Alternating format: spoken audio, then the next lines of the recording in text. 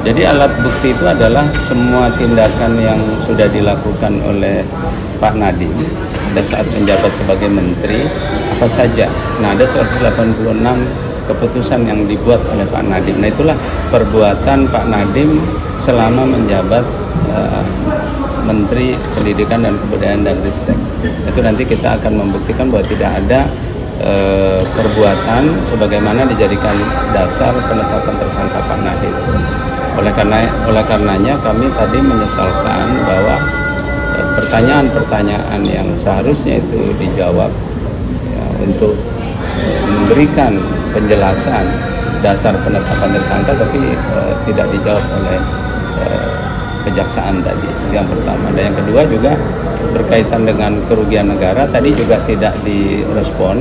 Kita mempertanyakan berapa sebenarnya kerugian negara, karena kerugian negara itu diatur secara limitatif, harus nyata dan pasti. Nah, kemudian juga siapa yang mengeluarkan dan bagaimana menghitungnya itu tidak dijawab. Nah, mengingat tindak pidana korupsi itu adalah sekarang delik material, maka ini ibaratnya sama seperti adanya seseorang sudah ditetapkan tersangka melakukan pembunuhan tapi nggak ada yang mati. Nah, jadi begitu juga penetapan tersangka terhadap Nadiem dapat diibaratkan seperti itu ya. Jadi Pak Nadiem ditetapkan sebagai tersangka tanpa ada kerugian ya, sebagai unsur material yang harus dipenuhi sebelum ditetapkannya sebagai tersangka. Nah, itu besok kita akan buktikan.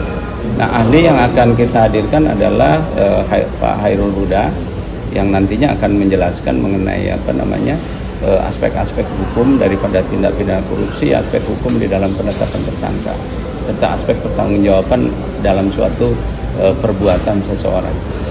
Ya. Seberapa optimis Bapak bahwa status tersangka ini akan dibatalkan dalam peradilan oleh hakim? Ya, tentunya hakim memiliki pertimbangan yang didasarkan kepada ketentuan perundang-undangan yang ada, dan kami berharap bahwa dari jawaban yang diberikan oleh kejaksaan, di mana tidak menerangkan ya, kenapa?